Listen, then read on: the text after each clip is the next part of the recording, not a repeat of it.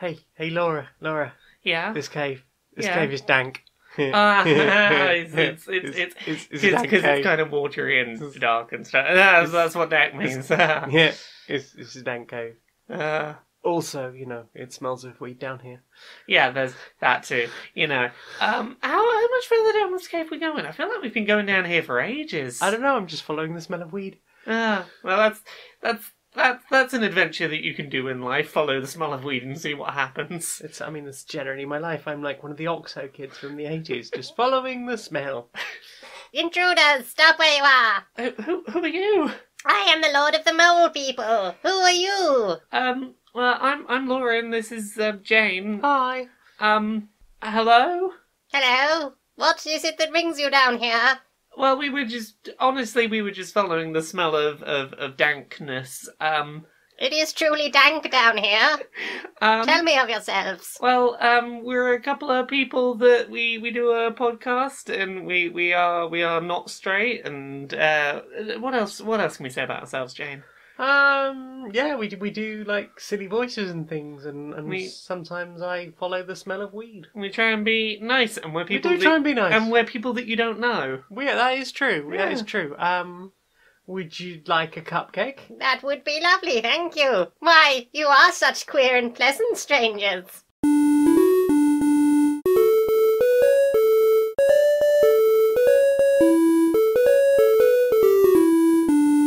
Greetings, strangers, queer and pleasant. I'm not Laura K. Dale. And I'm not Jane Aerith Magnet, and welcome to another episode of Queer and Pleasant Strangers, that podcast that we actually summarised quite well in the opening skit this week. We're two queer trans ladies. We talk about our weeks, we do skits, we do voices, we try and make each other have a bit of a smile and a giggle. How are you doing this week, Jane? I'm alright. I'm still alive, which is always a bonus. This is good. I'm very glad that, I went away for a few days, and I'm very glad that when I came home, you were still alive. That would have been very sad. Did look a bit wobbly on Sunday, but I made it. You sound a bit wobbly, but you're here, and that's good. Yeah.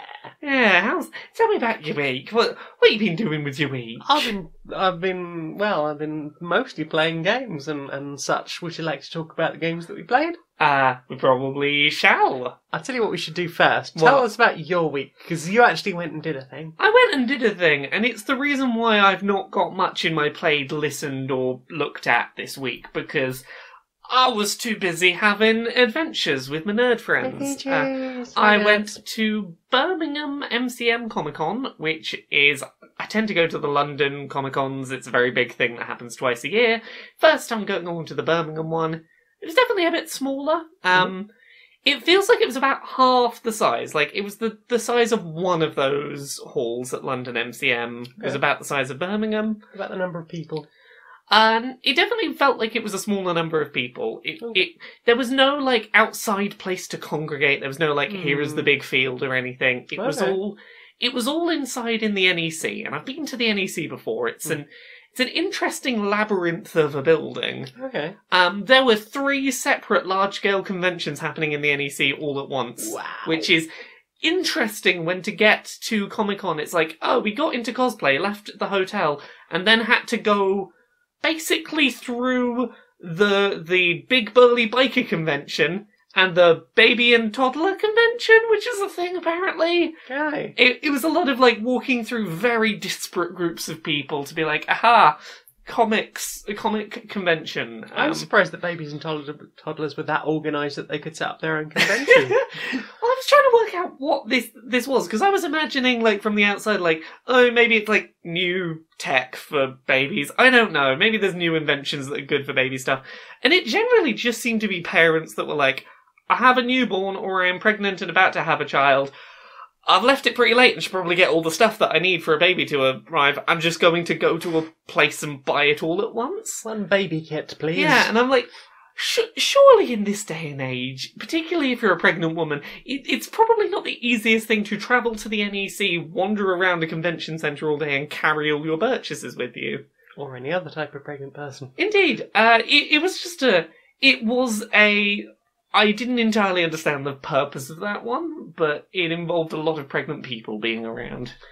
But yeah, Oh, I had a lovely time. Nice. I did some cosplaying. Cosplayed as Diva and Tracer from Overwatch over the 2 You days. did all of the Overwatching. All of the Overwatch. And you looked adorable. I did a lot of hanging out with my nerd friends. Hi, nerds. I was there with Becky and Makita and Ellie because they're the ones that I do conventions with. Yay! Lovely. And I had a lovely, if very tiring time. It was a few days of just always things were happening, and that was great. I loved all the things, but it was a lot of things. In the way that many things can sometimes be tiring. Yeah.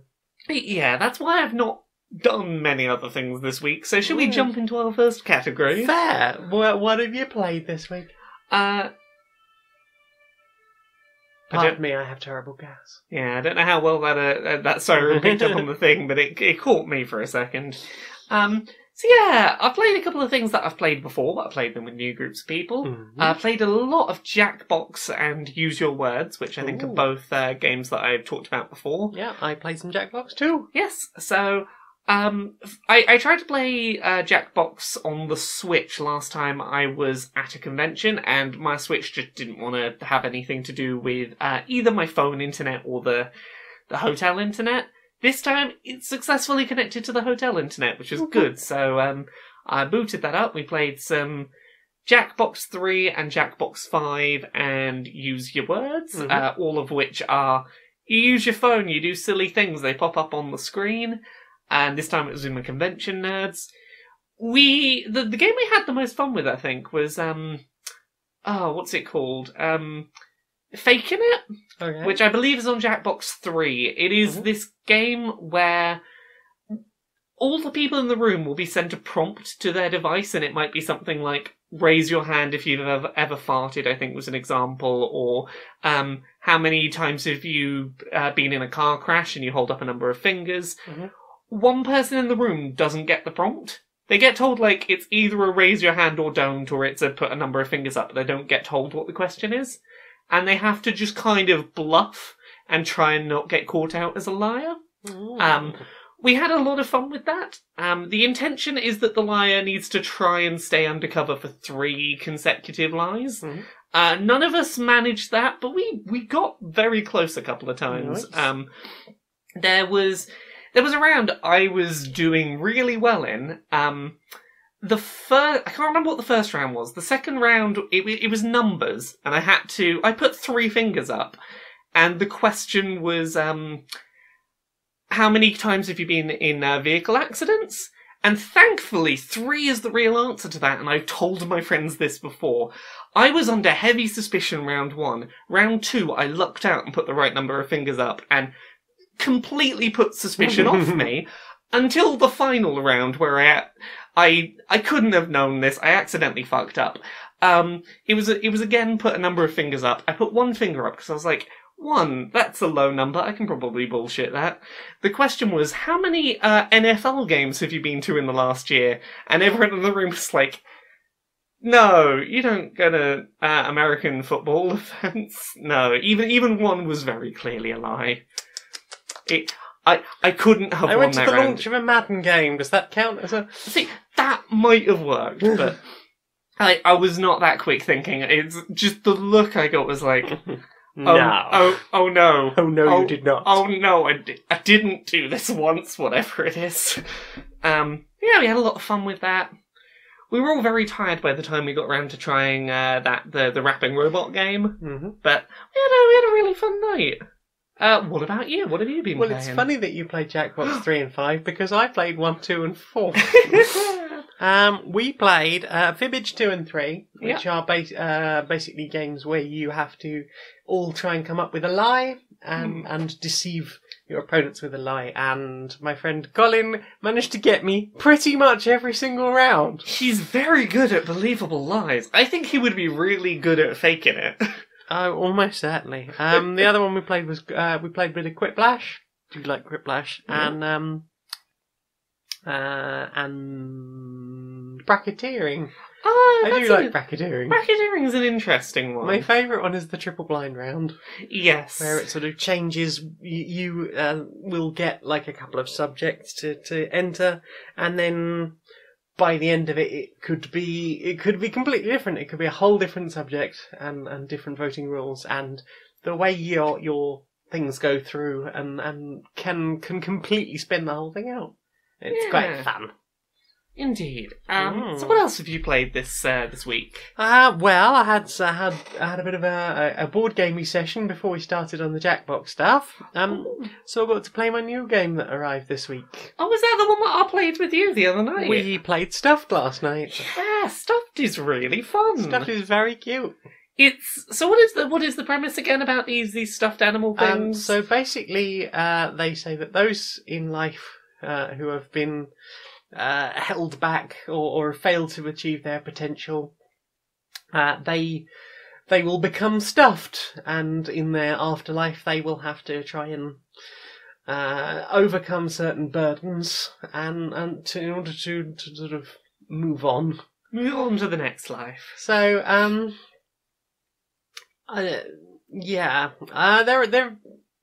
there is a slightly problematic thing in the instructions when it talks about sort of the burdens you had in life. It describes that if you allowed your burdens to hold you back. And I find that slightly problematic because one of the burdens is depression. Yeah. But if you take it as you are these creatures, these are your burdens, you have to overcome your burdens to move past them and complete your missions.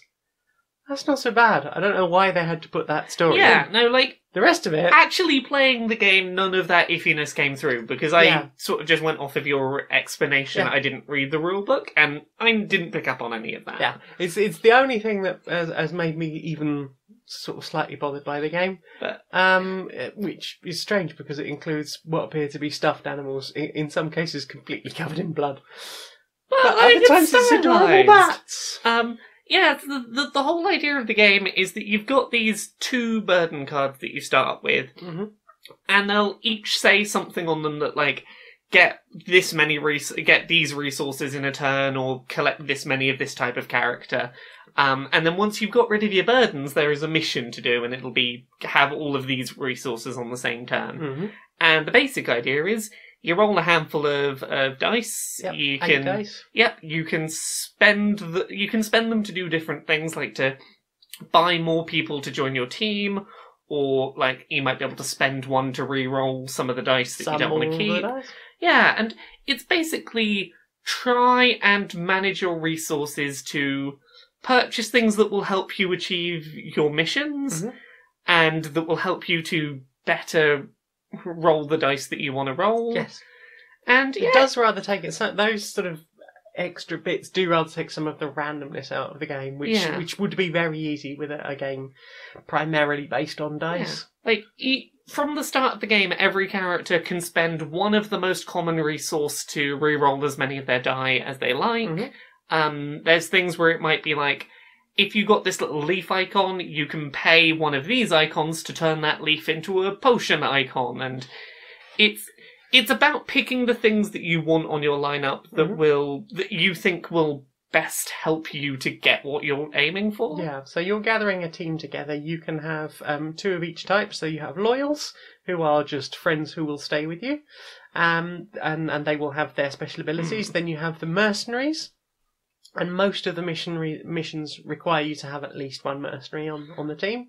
And they can be bought and kept in your team, or you can buy them directly from your opponent, which will help block things. Your opponent doesn't have to agree to the sale. Nope. If you have the cost that your opponent paid for that mercenary, you can pay that cost and just be like, nope, you're my mercenary now. Yeah, pretty much. And then you've got those special ones down the bottom. What are they called? You have the specialists down the bottom. Yes. And as soon as the first person buys a specialist, you get an extra die thrown into the set, and everybody rolls that on their turn. And if the icon comes up on somebody's specialist, they get to activate that ability. And they do really cool things, like you might get free gold when the thing's rolled, or steal gold from somewhere else, you might or stop somebody else using 3 of their die. Oh, that's a really fun one. It works. Yeah. But yeah, it's got a really nice pace to it. Yeah. The artwork is incredible. Oh, it's so good. And it's not a complicated game because it's just roll some die, which ones do you want to keep, maybe roll them again, buy a thing. Yep. It's got a really nice pace to it. Oh yeah. And then you have you can spend 4 of a kind to get an advantage card, which could be re-rolling. It could be adding certain things to your pool. It could be your opponent can't use this type of resource next turn. Or you can use it to buy gold, which is a resource for buying other things. Exactly. So there's a lot going on there, and it's a lot of fun, and there's enough variety to it, I think. There's a lot of depth and complexity and variety for a game that is so simple. Yeah, and it scales pretty well. I mean, I had as much fun playing it 2 player as I did in 4. And 4 is the maximum number. So yeah, and it was originally the art that drew me to it when I was looking at the Kickstarter. So I was really happy to see that. Huzzah! Yeah, and then after Stuffed, we played some Munchkin. Oh, how'd that go? It's Munchkin. Munchkin's awesome. So for those who don't know, you have 2 decks of cards. You have dungeon doors, which represent the dungeon that you are travelling through, and you have treasures. You kick the door down of the dungeon, and if you have, say, a curse, you might suffer some ill effects from that. If you get a monster, you will have to fight the monster. And basically your goal is to get 10 levels up, and you get a level up by defeating monsters, or there might be a card that will allow you to do a level up. Or you can spend treasure to a value of 1,000 gold to buy another level. And you get sort of different classes. Different classes can use different weapons. These are cards that you will sort of have in your hand, and a chance to, say, pick a class and a race. Sometimes you'll get things that are compatible. Some weapons or items are only used by certain classes or races. So yeah, it's really cool. Very silly fun from Steve Jackson Games. And I'm kind of hyped because I had a notification this morning to say that my Teenage Mutant Ninja Turtles Munchkin version is on its way. It's somewhere making its way to us. It is. That's not the only game that's on its way. Ooh. Yeah, I got another notification this morning saying that Binding of Isaac 4 Souls is on its way. Oh, that I'm excited about. So that we will be talking about not long from now, I imagine. I suspect this weekend we will be doing some more board gaming. So what else have you played? Only other thing I've played really is Pokemon. Played more Pokemon Let's Go. I am up to, I believe, 59 shinies out of 150 on my quest. I'm over a third of the way. I think I've got to do this about 2.5 times, so I'm getting there. And I played some Pokemon Go as well, on the phone. Internet was absolutely horrifically terrible in the NEC. I did not have a good internet connection, which made this interesting. But me and my friend Ellie, who has just gotten back into playing Pokemon Go, there was a 5-star raid for a big legendary that neither of us had. Ooh. So we sat down in Weatherspoons, and people kept popping up as like in the raid. We were having real trouble getting into the raid at the same time because it's like, oh, it's loading. There's like 5 seconds left before the raid starts, and we kept not getting enough people in the raid at one time because everyone was struggling to get in, and we just weren't doing enough damage. And we finally got in, both together. I think we had like 6 people in the raid, and we finished it with literally it was 3, 2, 1, and we beat it. Out of this 3-4 minute raid, we were to the second on it. Nice. And we both Did you catch it? Yeah, we both caught our Cresselia, which is the new legendary we're after. I caught mine on the first ball, and my friend Ellie was like, I'm not good at the curveballs, can you help? And I threw one and caught it on hers. I was like, 2 legendaries on the first ball, go me. Total luck, but go me. Not total luck, you've been playing for years, you have the mad skills. I usually am not very good at catching legendaries, but yes, that's all I've really played. You played anything else? Yeah, I played Rock Bosch's Director's Cut DX. Ooh, what that? It's an odd one. It's designed to look like a Spectrum game, but also I'm not sure the Spectrum would have handled those graphics, so I would say maybe a Commodore 64. It's one of those. The intro is very, very Spectrum because it actually starts with a Spectrum loading screen. Is it one of these where they're trying to go for the spirit of an old console, but not necessarily the actual limitations of that spirit hardware? of the earliest computers, earliest home computers. Yeah, it's even got a little. You can like slow load it, and it'll do the eek, like a classic Spectrum game. So that was fun. Only problem I had with that is it's just a sample, and it repeats and repeats and repeats. Yeah. I was like, if it was a bit longer, this would have been really cool. But luckily, there's a turbo load button, so you can just press it, and it'll pop straight up. Nice. Otherwise, you can wait 2 minutes and listen to the same sample over and over again. And you are Queen Victoria, who goes to Mars and ends up stuck in some kind of slave mine. And you go around collecting scones and cheese and cups of tea and trying to get yourself out of prison and taking out sort of enemy soldiers and so forth and solving very basic sort of get key, walk out of door puzzles. It kind of reminds me of classic Gauntlet in some ways. Okay. Like, when you get a key, like, the whole wall of that colour will disappear and will sort of sometimes, like, flood the, like, cause enemies to just go flooding out. There's those little sort of generators for enemies. The weird thing is, though, that you can't seem to kill those. So Okay. you have to accept that there's just this endless flow of enemies. It's alright. It's not. I like the chiptune music. That was quite pleasant. But yeah, it's quirky. That's the thing as well. But yeah, I'm not sure it's for me. You playing anything else? No, nothing else. Okay, I will do the last one then. I've been playing Cattails. Oh, Woo! Every day you're playing a bit of Cattails. Woo! Yeah, it's a cat life simulator. You play a tiny cat who has been kicked out. Basically, you get bought from the pet shop. During the intro, you get bought from the pet shop, taken home, played with by a small child, and then Mum just decides no cat for you. Oh, Having taken you to the pet shop and got the cat, and then just drops you by the side of the road. She doesn't near take some the cat back or anything? No, okay. Just dumps it by the forest. You then meet this cat called Coco, who is a little black and white cat, who teaches you the basic mechanics, and you get to join either the mountain cats, the mystic swamp cats, or the forest cats. I went with the forest cats because she's up best.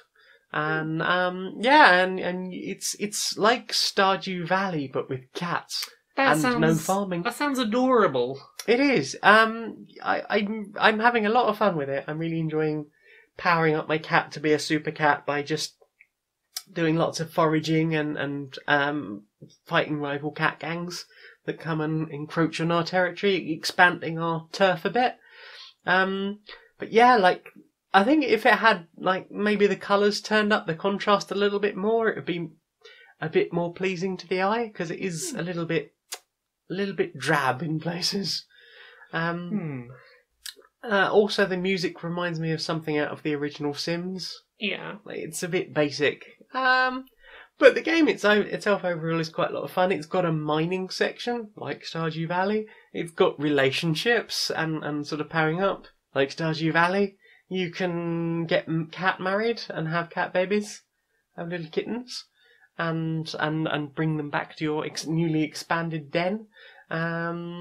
Yeah, I'm having a lot of fun so far. I want to play a bit more and see how that goes. I've got a review on the way. It might be out by the time this goes up. Ooh. Check out stonemonkeyradio.blog and find out.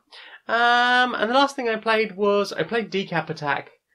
Originally for the Sega Mega Drive. It's on Sega Mega Drive Classics, or I suppose Genesis Classics in America, on the Switch, which has just been released. I believe so. Yeah. And the only one I've played so far is Decap Attack, because I haven't played it in ages.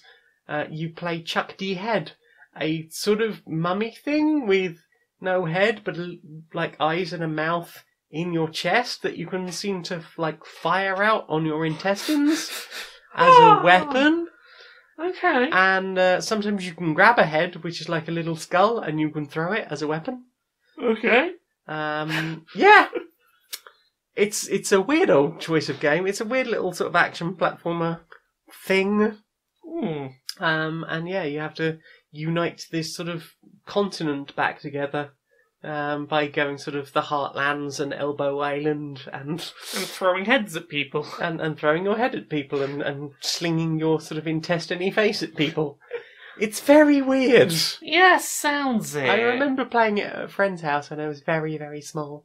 And, yeah, it's one that's sort of come back to me. Most of the others in there that I'm fond of, I've played recently. Because I have some of these on PC. Like, I've played Golden Axe 2 recently, Streets of Rage 3. So I've not been back to them yet. I do quite like that it has challenges in it. Okay. Like, it'll say, there was one for columns, so you have to, it'll start you on a bit that's, like, sort of quite close to the top, and you have to try and get to a certain level without dying to complete the quest. And there seems to be like quests for lots of different games in there. So I thought that was quite cool, like an extra thing. And apparently there is online multiplayer, but I haven't had a chance to dabble in that yet. I am interested to see if one could play like Golden Axe 2 or Streets of Rage, something like that. Because, you know, can't always play those in the same room, so it'd be interesting to see if that could be played online. We'll find out. Yeah, I need to have a bit more of a whiz. I will report back. Thank you. So, yeah, I think that's everything I played. Well, so on to this. Inside the boardroom of Electronic Active Softworks. Hi. Yeah. Yeah, we got this series that everyone really, really likes. So, and it's a single-player experience. And as you know, we're trying to move away from single-player things. We want people to just make their own fun in multiplayer experiences, online services, things that we can just sell to people and sell to people and sell to people. So we're thinking about how we can go about making a multiplayer version of this popular franchise we've got. Have you got any ideas? So, the expectation I've been seeing a lot online, and I don't think this is going to work for us, is this idea that we keep all of the content we already do and also do multiplayer. That seems like a lot of work. That seems like a lot of work. I really can't be bothered to do that. Well, I certainly don't want to have to, keep whipping, underpaying, and overworking our staff. We're going to do that regardless of what game we make. We are, but I don't want to have to keep that up for that long. I mean, it's hard work for me to, keep sending memos and things, What's your suggestion, then? What do you reckon we do? Well, my only thought so far is maybe we could just strip out all of the single player content, all the NPCs, everything that made it interesting. Maybe we'll keep some of the recordings that people find around and they have to, get, go and uncover little mysteries throughout the game. But ultimately, we'll just rip all the game out and just, they can make their own fun between each other. So what you're saying is, we give them an empty shell and we expect them to make the fun. Yeah. I mean, we've got this demo we've been kicking around for a few years. I figure we just put some netcode in that and hope for the best. Sir, you're a fucking genius. I know. Are regular energy drinks just not doing it for you anymore? They really aren't. Try Spark! Oh my god! The can doesn't contain any liquid, but does contain a small battery which, when opened, will administer a tiny electric shock. Oh! It shouldn't cause you any long-term harm, but it's gonna hurt enough to wake you up and get you that alertness that you crave. My hair's on fire. Perfect for nights when you just really need to get focused on a sudden burst of short-lived pain, rather than how much you'd rather be taking a nap. Okay, I'll get back to work. Also available, Bolt, for when it's E3 week and staying awake just seems fundamentally impossible. Oh god, it's fun! So, what have you put in your eye places? Well, I put in my eye places. Not much, because I've been away this weekend. Mm-hmm. The main thing I put in my eye places was I discovered that TikTok was a thing, and I learned about TikTok memes. Mm-hmm. So Vine was a thing that existed. It was 6 second videos. It was a place for a lot of comedy and memes and things. And then it died, and people for a long time have just watched compilations of old Vines. I watch compilations of old Indeed, Vines. I'm a big Vine enjoyer. And I discovered this weekend that apparently, like, the new thing that the kids are moving to and the new thing that's generating the memes is a service called TikTok. So TikTok is basically the same as an old app that used to exist, and I think it might have become TikTok, was one called Musical.ly. Oh, right. Which I remember was, that. You yeah. downloaded that once and did something about you being thick. Oh no, that was different thing. Okay. I think that was a different thing. So Musical.ly used to be an app where basically you could lip sync along to stuff, and like a lot of people made videos with that. And this new program is basically the same thing. It's kind of a social media of mainly lip synced things to songs. Okay. But also apparently it has become like a place for like 10-second or less meme content. Okay. I discovered that this existed because on Saturday I was cosplaying Tracer at MCM, and apparently a big meme that has been popular on the TikToks that I had to learn about very quickly was the I want to be Tracer, I'm already Tracer meme, which started as a much longer song about... It seemed to basically be about entitled male gamers in online games who basically assume that women should be in all the support class roles. So it's a lot of, like, hey, we need a healer on our team. You, girl over there, should be the healer. And it's like, well, no, you could switch to the healer if we need a healer. I'm already playing this DPS class that I'm having fun with. I'm already Tracer. Yeah, I want to be Tracer. I'm already Tracer. And it seems like it kind of went a little bit sour when it became there's a bit of it that became a meme on TikTok, which was just this exchange back and forth. I want to be Tracer, I'm already Tracer. I want to be Winston, I'm already Winston. Back and forth.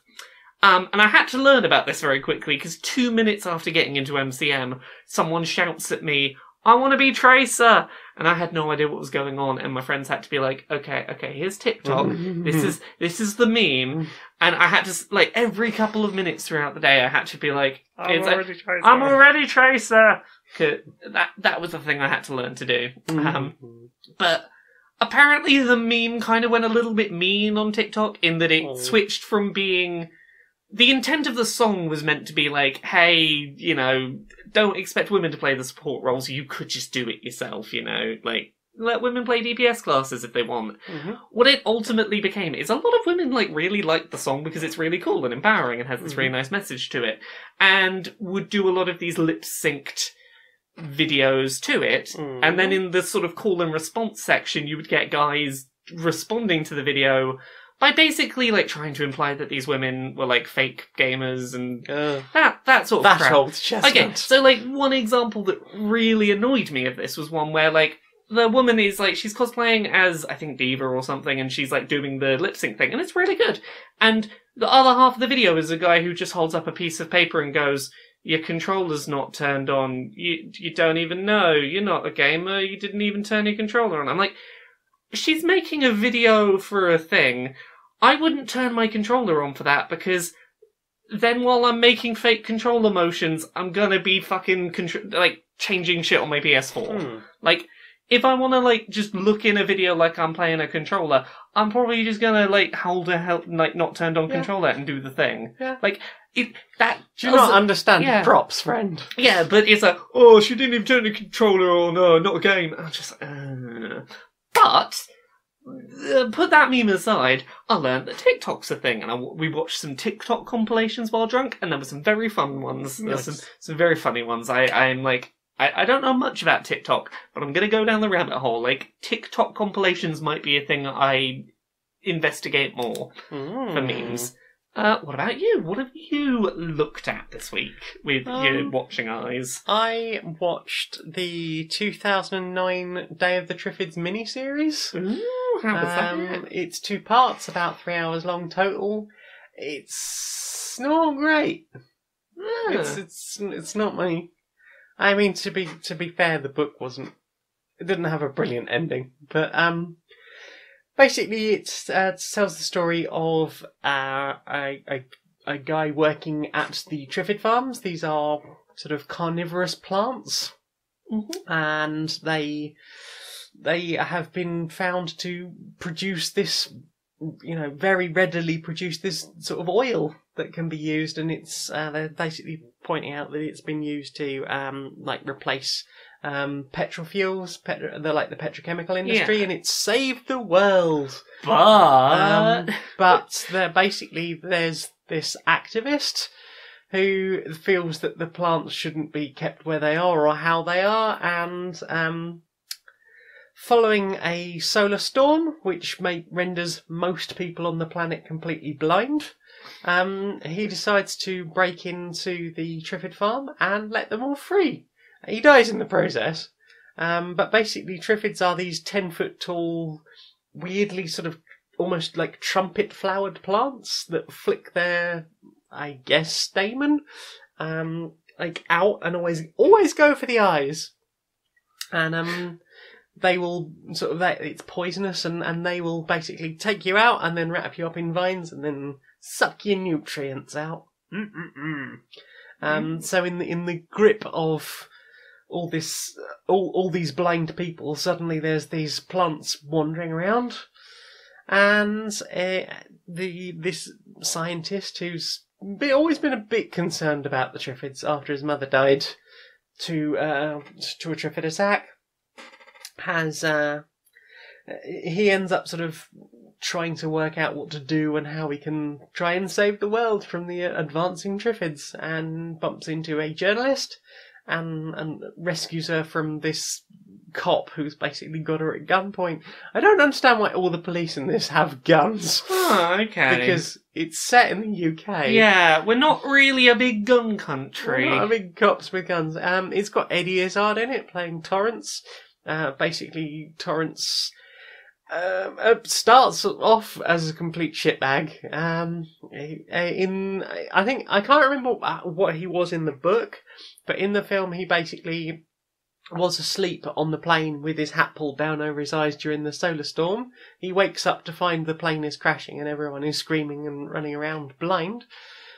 So he moves through the plane, going under everyone's seats, picking up their emergency life jackets, grabbing them all up with him. He goes into the toilets, inflates them all around him to create this sort of big spongy safe room, or tiny spongy safe room, and survives the plane crash. I don't know if that would actually work. Neither do I. But basically it was like... It's not a bad idea. Yeah, it was like the crash thing from... Was it iRobot? With that phone deployment thing? Yeah. So yeah, he survives the plane crash that way, and then he basically ends up taking over London and becoming this horrible, sinister character. Yeah... I've seen a few versions of Day of the Triffids. I think there was a BBC longer series, long in the 70s maybe. Okay. And then there was the 1920s, I think maybe 30s, black and white Day of the Triffids film, where they worked out that you could kill Triffids with seawater, which was a nice ending. Yeah. In the book, they'd never get rid of the Triffids. That's the end of everything. After all we have to survive the Triffids, we have to do this, we have to do that. It's just we'll survive. And in the miniseries, they're just we'll go to the Isle of Wight. We've got rid of all the Triffids from there. It's fine. But that's available in its entirety on YouTube if you fancy giving that a whirl. What else have you watched? I watched a lot of Vine compilations, because that's the kind of weekend it was. Vines and TikTok. We found a Vine compilation that had a bunch of Vines in it that none of us had ever seen before. Ooh, and we were like those. "Ooh, that's some new Vines." We were impressed. It's very rare that we find a compilation that has Vines that none of our group have seen. Yeah, because you are hardcore Viners. Yeah, we do Vine a lot. What have you watched? I watched Transformers the movie from 1989, 88? Oh, how'd that go? It's brilliant. I love it. It's been a long time since I've watched that film. Yeah, it's Transformers, classic Gen 1 Transformers. And Bumblebee isn't all that. And Optimus Prime dies at the beginning, and it's sad. It's very unapologetically Transformers, isn't it? It's very, very... And why should it be anything? It's got Orson Welles as the voice of Unicron. It's got Eric Idle in it as one of the Junkions. It's got a Weird Al Yankovic track. It's got You Got the Touch, which everyone loves. Yeah, it's pretty kick-ass. It's got lots of 80s hair metal music in it, which I really love. Yeah, it was brilliant fun. And I've not watched it in a really long time, so it was nice to go back to that. Yeah. You got any others? Not really. We tried to watch, well, there's a thing in the listened category that we tried to watch the movie along with, but we couldn't make it show on the hotel TV because HCDP wouldn't let it transfer onto the other screen. But I will get to that in the listen section. What about you? We watched something together yesterday. We watched Otaking 77077, retro arcade anime R-Type. Oh yeah, we did watch that. That was on YouTube. That was that person who was talking about their anime doing tech where they're like, hey, CGI it, but then turn it into lines and then hand draw over the lines. Yeah, thing. and it looked very good. They did a really good job of that, and then I showed you the R-Type animatic, which is basically just somebody gets sucked into an R-Type cabinet and has to fight in this very sort of 80s anime style. Oh no, the controls and graphics suck. Oh wait, I'm in the video game. The controls and graphics are good now. And I died on the first boss. It's alright, because that girl saved me. It's okay.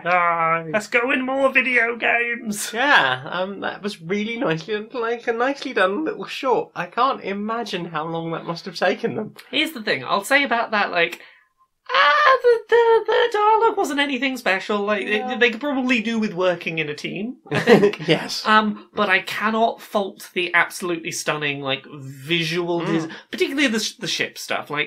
Some of the body movements were a little bit not the best. The thing that this person clearly excels at is very, very good explosions and combat and machines and flying things, and I'm like, that's stunning, and you should totally be doing that full time. Definitely. But also, maybe you get a person to look over your script. Get a look over your script and maybe your body movements. Yeah, the script wasn't bad. It was just a little bit. Here, I am saying the thing. There we go. The thing. Or maybe that was something to do with the voice actors as well. Maybe, I don't know.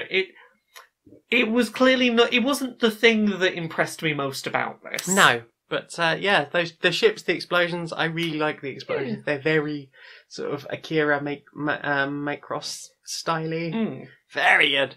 And the last thing I watched was Invasion of the Giant Radioactive Killer Snail on the Ardboiled channel. Yeah. You know Ardboiled? I don't believe I do. It's like an Aardman animation YouTube channel. For weird little shorts. I found it through Mr. Weeble because he's announced the new advent calendar for this year. Oh, I walked past him at the weekend. Yeah. He seemed alright. Seemed nice. Jaunty. Yeah. I happened to pass him. Hello, are you nice? Yeah, no, tell me about this channel. It's lots of little cartoon shorts, and the one I particularly enjoyed was about a scientist who has developed or managed to increase the size of a snail, and the snail is very sad because the snail was once small and its beloved snail partner is still small and stuck inside the little tank that they were in. So they decide to get the scientist's sort of shrinking pills and shrink back down.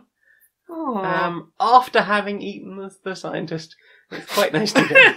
It's very cute. And it's got adorable snails in it. Slime bunnies. Everyone loves the slime bunnies. So yeah, that's the Laura, we've got a new sponsor! Another one! We're getting so many sponsors recently. I know. Who's our new sponsor? This week's sponsor are Boll and Eldritch Branch. Ooh. That's BOLL and Eldritch Branch. They are the ultimate in goth bedding. Tell me more about them. Well, they use their patented Micronomicon fabric, which ensures that you'll get a really weird night's sleep, wrapped in writhing tentacles. That sounds absolutely perfect for our sleeping arrangement. Absolutely, it will slowly cause your mind to collapse, and it's available in a range of colours, including black, raven, ebony, obsidian, midnight, ink, onyx, coal, soot, crow, sable, and jet. Perfect. Sometimes I really just hope my mind would slowly collapse, because honestly, life, right? I know, right? Especially right now. Yeah, and if tentacles are doing it, all the better. I know, right? I could probably rub one in while I'm there. Oh, brilliant. Can you remind us who's the sponsor and how do we get that sponsorship? That's Boll and Eldritch Branch. That's Boll and Eldritch Branch. And you just go to their website, that's bollandeldritchbranch.com, and you click the little microphone wrapped in tentacles symbol at the top of the page and enter code Q&PS45 for your chance to get at least 5% off having your mind collapse. Indeed. And remember, you don't have to give them your address, it will just show up. Absolutely, that's Boll and Eldritch Branch. Hello. Have you been wondering about getting into the fantastic hobby of cosplay? Well, we've got some tips for you. First of all, don't forget, if you order it online, it is going to take forever to arrive.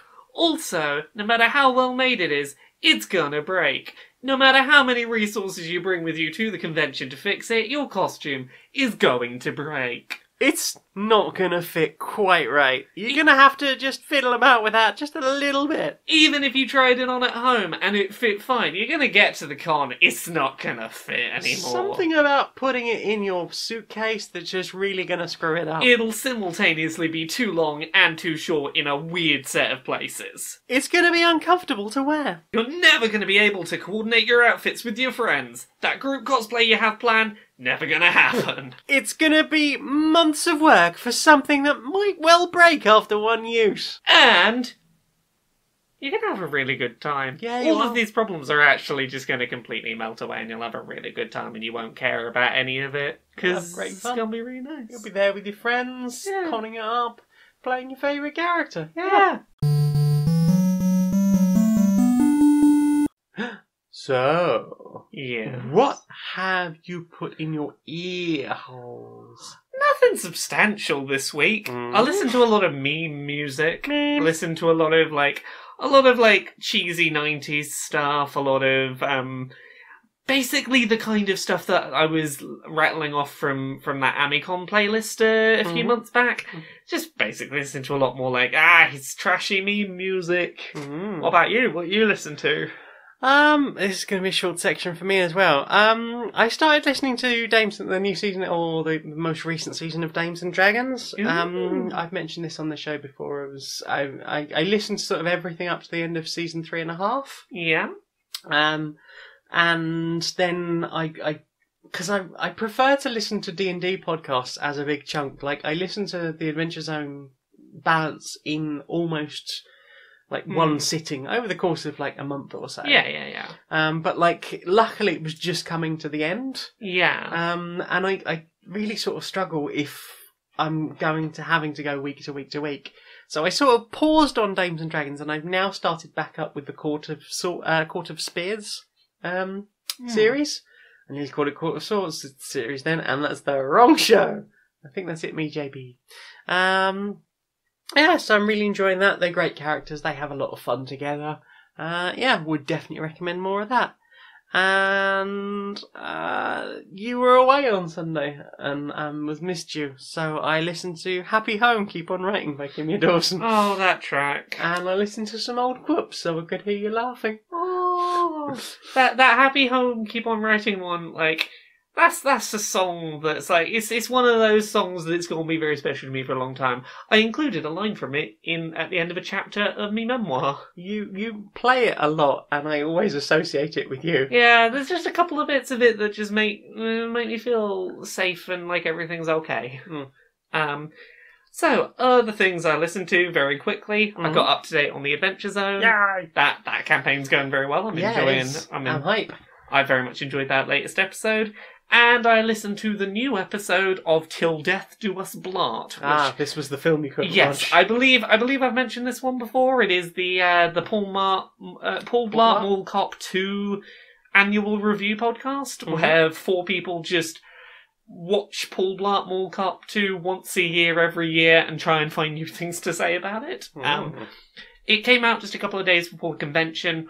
All of me Nerdo friends listened to it. Ellie Hat was one episode behind, so she listened to an episode on the way to the con. And we all just, like, kind of drunkenly listened to it together on the Friday night of the con. It was a lot of fun. We had a good giggle. Yes. We had intended to put up on the hotel TV the movie playing so that we could watch it silently while we listened. Could not do that because HDCP protection would not let me HDMI it to another source, which is a shame. The thing that made that more annoying, the length of the podcast was almost exactly to the minute the length of the film, and it would have worked out so perfectly. Yeah.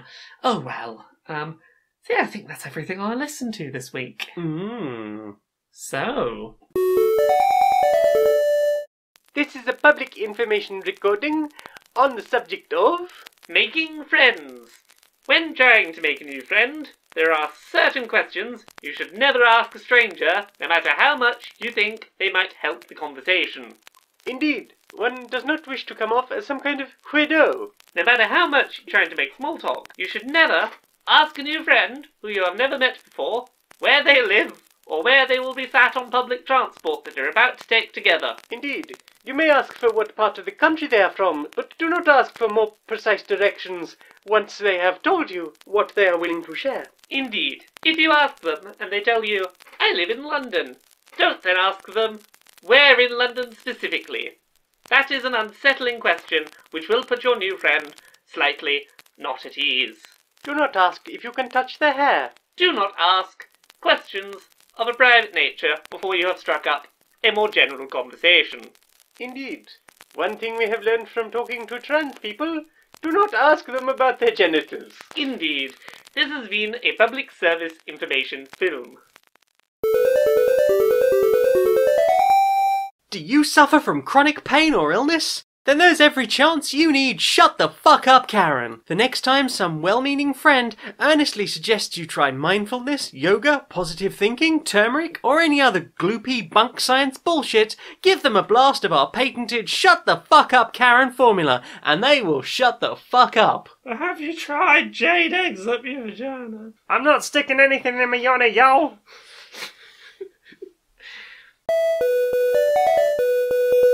Questions time, it's time for questions. What's the questions? Becky Toohill would like to know, what would your girlfriend's shiny version look like? Describe their moveset and IVs. I think you're already the shiny version because you are rare and precious and highly sought after. Oh, you. And you have unusual colouring for your hair. Which, yeah. I think we are our shiny versions. We would have our normal hair. Well, I suppose the real answer question would be, what would be our normal versions? Well, we'd have our sort of normal hair colour. Yeah, just me with, like, brown hair. Yeah, we'd have moves like cook dinner, Hoover. The other bit of evidence that you are your shiny version is most shinies in Gen 1 of Pokemon they're just green. Yeah, it's the green. The green is usually a sign that's a shiny. Yeah, I think like our normal versions would just be more boring. As it is, our IVs are like all maxed out, and my special power isn't great actually. Yeah, I think it's pretty good. One of my moves is Poi, obviously. Yeah.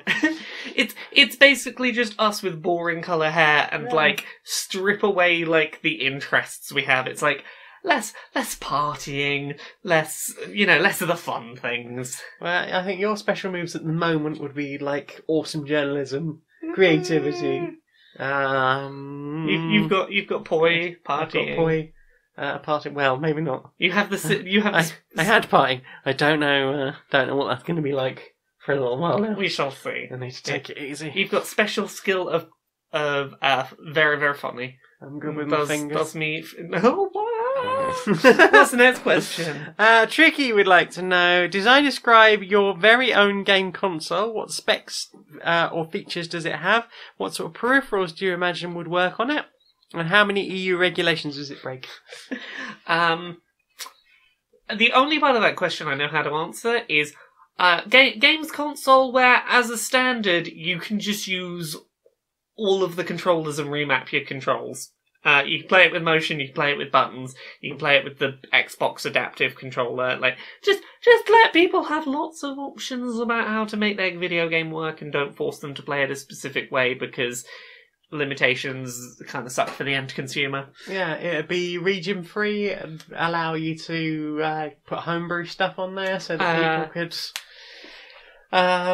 people could put emulators and things on there. I think I would like to have the split controller as default, like the controller that comes with it. Obviously, you could do various things, but I would like a bigger Switch. Yeah, maybe like the size of like an iPad or something, like one of the larger iPads, with slightly bigger controllers, because they are a little bit small. Maybe slightly more battery power in there. Loot boxes and randomised microtransactions are forbidden on the console. Yep. There you go, that's our console. Yeah, that's good. Good battery life. And it's got to be like the Switch in that I have to have some way to be able to make it portable if I want, because I've been spoiled by the Switch. I do. Same. Hard same. Jacob Merrin would like to know, what is your favourite flavour to be combined with chocolate, i.e. chocolate mint, chocolate orange? Yeah. And their favourites are chocolate and raspberry or chocolate and strawberry. Have you got an answer for this? I like chocolate mint chocolate chip. I love mint chocolate chip. It's the bestest.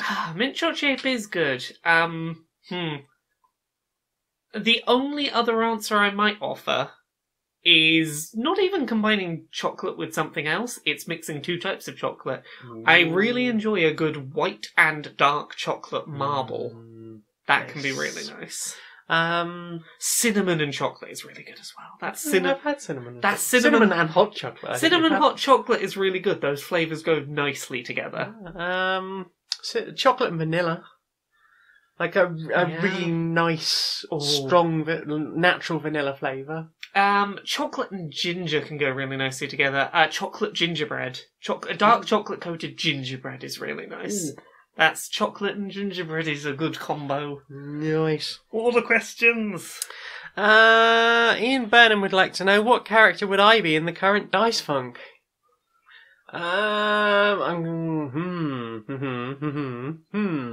current season of Dice Funk, that D&D podcast I'm on, is we're all in space. We're doing spaced adventure heist things. I would be a tiefling. Tieflings are fun. I would be a tiefling, probably like a really deep purple skin. Yeah. Extra long horns. Yeah. And I would meet you in one of the bars on one of your timeout. Are you just going to be the character I meet on my timeout session and make out with? Yeah. I'm up for this. Yeah. I'll be that. And I guess I'd be... Tieflings are mainly magic users, aren't they? And you've not got a huge amount of magic on your team at the moment, have you? Not a huge amount. Yeah, we got guns and punches. Maybe a wizard or something. Okay. Maybe a tiefling wizard. What's the next question? The next question is this. Insert name when found would like to know... Hang on. I recognise that icon. Who that icon? No, it's not. Insert name when found would like to know, what's your favourite mediocre game and what would you do to make it good, however you define good? Have you got an answer prepared for this? I'm going to go with that one that keeps coming back up. That Interplay Lord of the Rings game from the 90s. Yeah. I would fix all of the broken bits that they fucked up before they shipped it out. Apparently they ran out of time and just there was a bunch of quests they started but never finished writing. Okay. Or they just sort of took the last bit out of. So I would like to get a properly finished version. Then I would like it to incorporate Volume 2, The Two Towers, and make and release with it the Volume 3, Return of the King. I'm gonna go one step further and go not mediocre to good. I'm gonna go really bad to good. Mm-hmm. You're gonna make bad rats good. I'm gonna go Steel Battalion Heavy Assault, which was the Kinect-only Steel Battalion game. Take away the Kinect support, give it the Steel Battalion, big controller. Do a re-release of that controller and let me play my Pilot the Mech game with my Big Mech controller. Nice. That would instantly take that game from, unplayably bad to, probably a good game of the last generation. Yeah. Jenny Artorius would like to know, what is your favourite character in New She-Ra? I have to say my favourite character, I think, is Purple Hair Girl. Yes. What's her name? Entraptor. Entraptor. I really like Entraptor. Same. So I've been reading some really interesting takes on Entraptor read as a character on the autism spectrum, which I think is which totally... we both talked about. I think it's totally a thing that I read it at the time and I've really enjoyed a lot of things that I missed about that. To make a long story short and to try and keep things very spoiler-free, lots of obsessive interest in her special area of interest. A difficulty with meshing with other types of social circles, perhaps. Yeah. And I'm trying to work out how to phrase this bit in a nice spoiler-free way.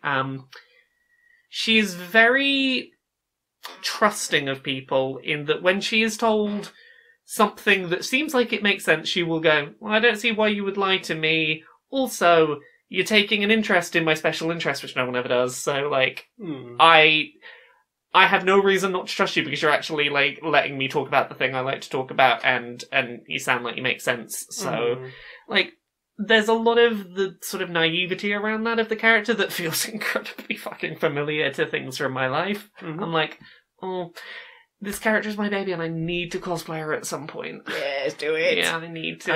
I like her hair, I like her gadgets. I've always liked the gadgety ones from cartoon series. So, in terms of cosplaying her, sorry, it's a bit of a diversion. I have an idea of how to do the hair arms. The long and short of the idea is, have some fake, arms, just folded in front of her or something. Okay. And where the actual arms are, basically just use more of the wig material to make, to cover the arms in fake hair so that it looks like it's part of the hair, have the wig be long enough that it reaches the arms, and then be able to control what are basically just hair hands that I would create. Yeah. So I have thoughts about it. I need to test it and work out whether it would work, but I think I could make convincing, controllable hair hands. Exciting. Yeah. So, did you have a different answer to that question? No, I had the same answer to that question, but for slightly different reasons. I like the character design. I like the colour choices for that character.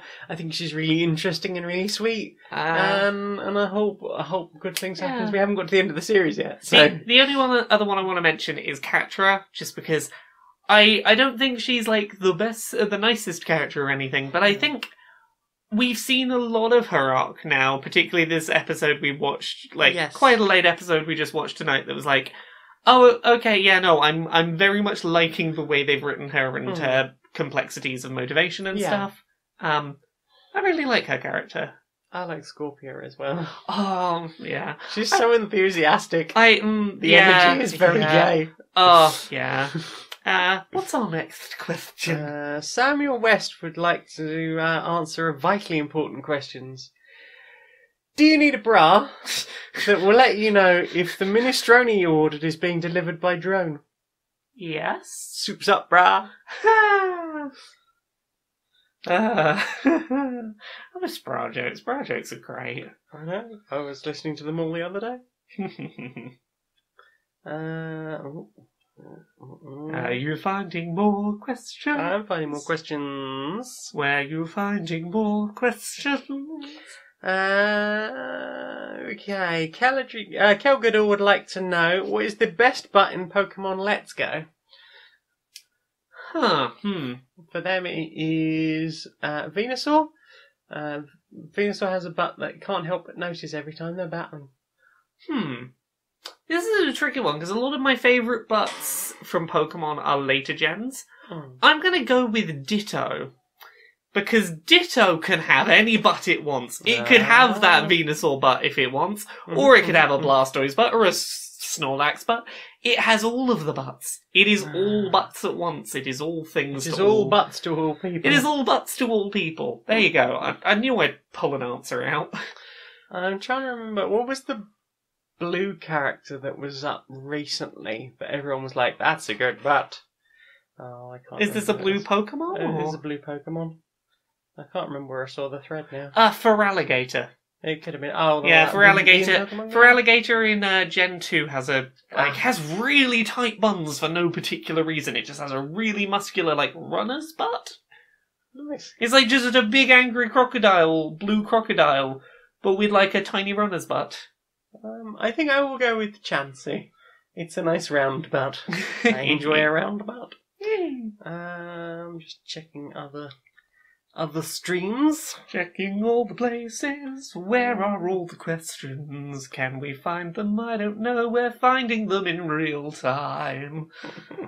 This is me vamping while we find them. I'm tempted to just leave you waiting. Don't be mean. V would like to know,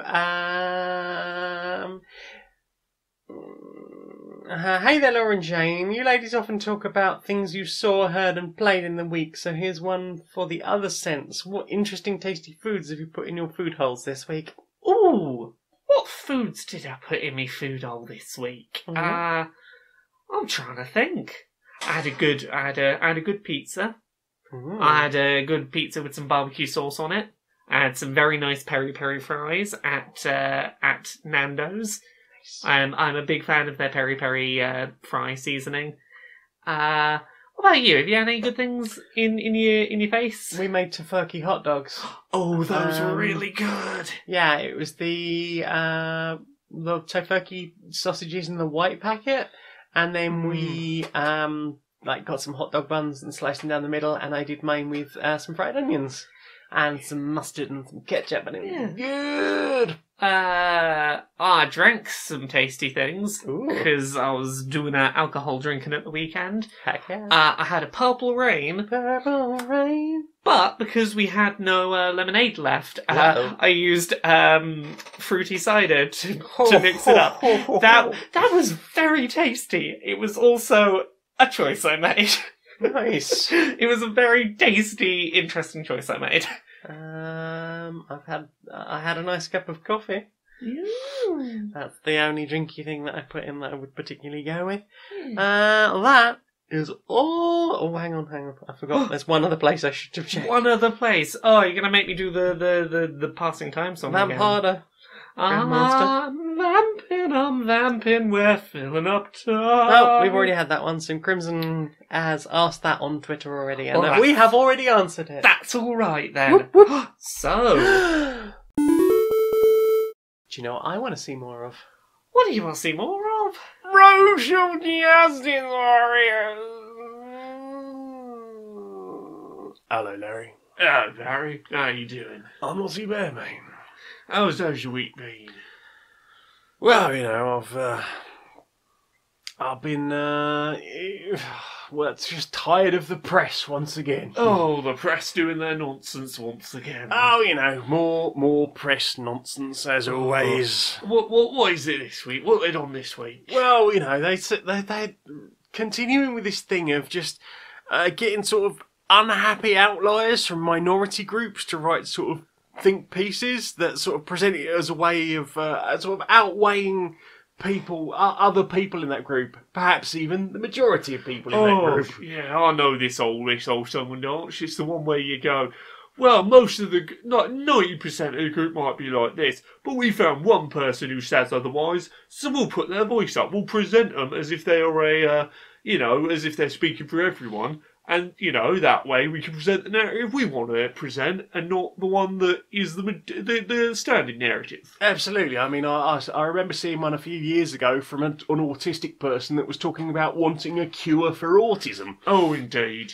And then, most of the autistic people I've encountered would not want that at all. They would not want to be changed in such a fundamental way. It's one of those things where, most people in that particular community are having the conversation of, we don't necessarily need a cure for autism. We need, the world to be more accommodating of our differences and to not cause problems based on that, and to make minor accommodations so that we can continue to be, can continue to be the unique people they are without being erased from existence. Exactly. But you take one person who goes, it's just not worth living if you're autistic, and suddenly the narrative becomes, oh well, maybe we should get rid of them all. It's one of those things where that might be that one individual person's experience, and not to devalue their experience, but the problem is the media presentation of, like, not giving a voice to the majority, but giving a voice to the one outlier that says the thing they want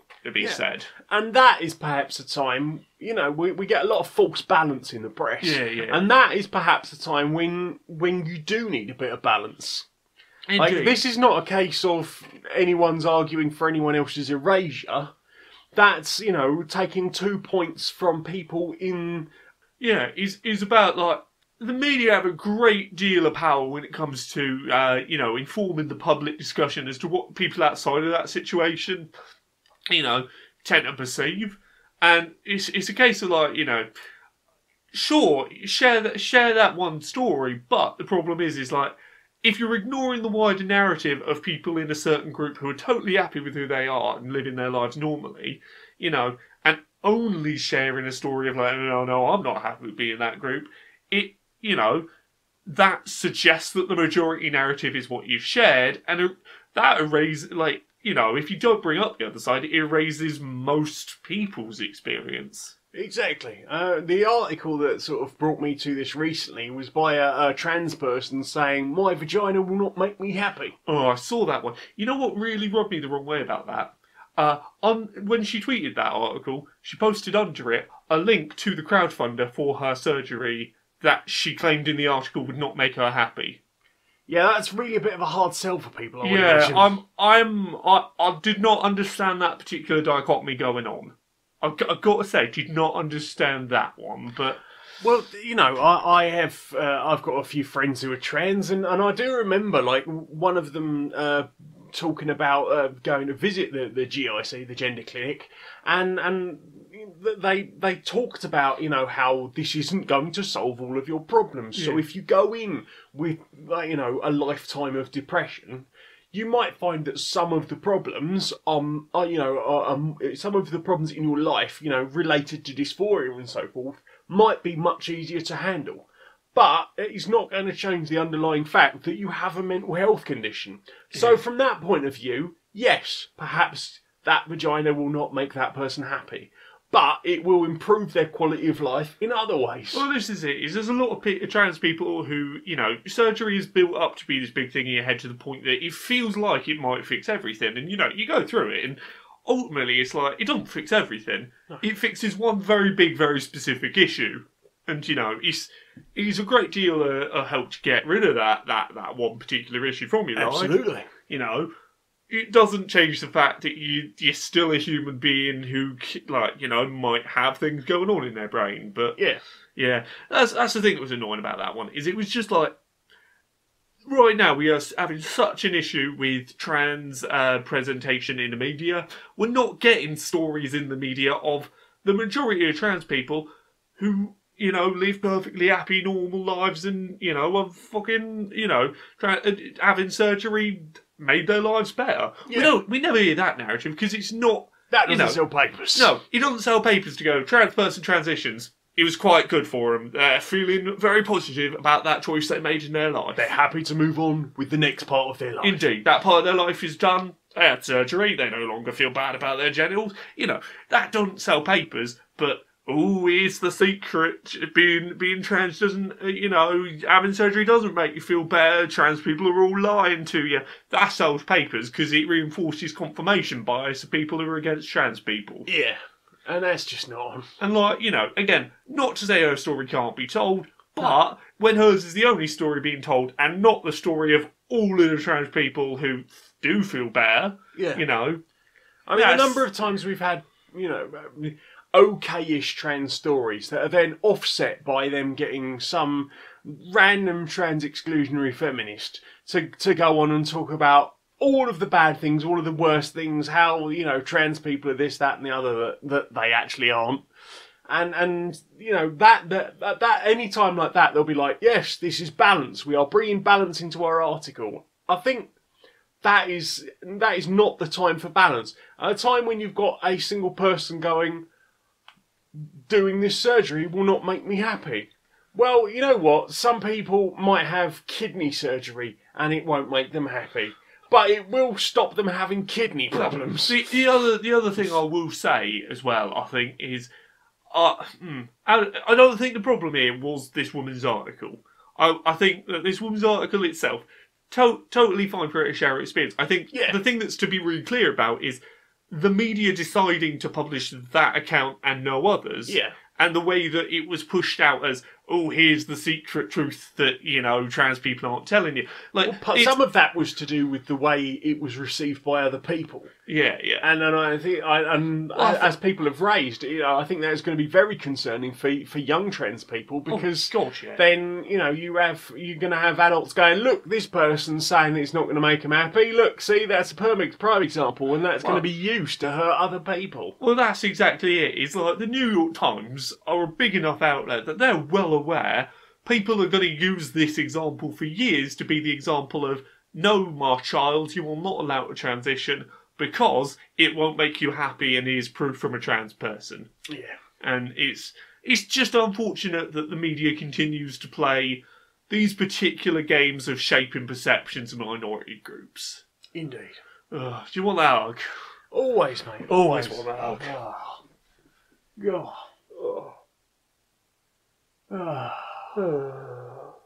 It always feels much better. You sounds sleepy, mate. Yeah, this hug's making me proper sleepy. Oh, don't worry, mate. Tell you what, you want to head off for a nap now? Let's head off. Oh, I'll have a cup of tea, then head off for a nap. Oh, well, we'll make it herbal, shall we? We'll make it herbal. No caffeine. Nice fruit tea or something. Yeah, you drift off nicely.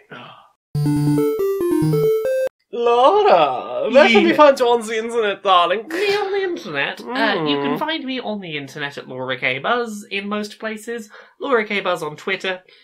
Laura K. Buzz on YouTube, Laura K. Buzz on Twitch. You can find me Monday to Friday, 9 to 5 at kotaku.co.uk. You can find me on Dice Funk, which is a 5th edition Dungeons & Dragons real play podcast. I'm on seasons 3, 4 and 5. I don't turn up straight away in season 3, but I will show up. You can also find a couple of my books that exist. July next year, my memoir is coming out. You can pre-order that in certain places on the internet. That is a thing. Search for Uncomfortable Labels by Laura Kate Dale. You can also find Things I Learned from Mario's Butt, which is currently up for pre-order. We're doing our fundraising for it. I think the current maths is we're about 130 copies away from being fully funded, so It's in there. Yeah, if you haven't put your money down, this is the time to get a signed copy, an audio book, a copy I've drawn a butt in the front of, get all the shiny fancy Get things. prints and cups and all sorts. Or an ebook on the lower end where it's just hey, I can read the book and it doesn't fill up my shelf and it's a nice cheaper entry. So if you are interested, give that a look. What about you, Jane? I can be found on Twitter and YouTube as Maniac Janiac. I can be found on SoundCloud.com as Jane Aerith Magnet, where you may be listening to this now. I can also be found on StoneMonkeyRadio.blog, where I do all sorts of reviewy things. And I want to say thank you very much to everyone for questions and for listening and for sharing and reviews and all the nice things you do. At the request of people who come along to twitch.tv/Janiac on Thursdays, I have set up a Discord channel or Discord server, so you can head over to Stone Monkey Radio. There will be links on my Twitter. I am going to tend to keep it sort of one-day invites only.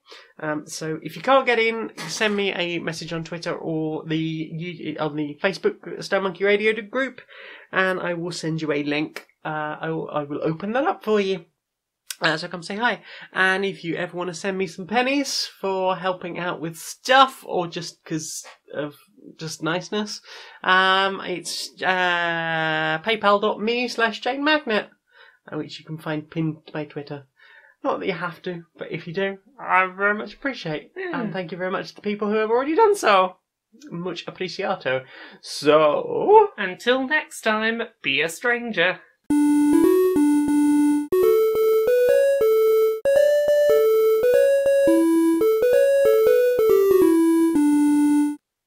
I did the thing.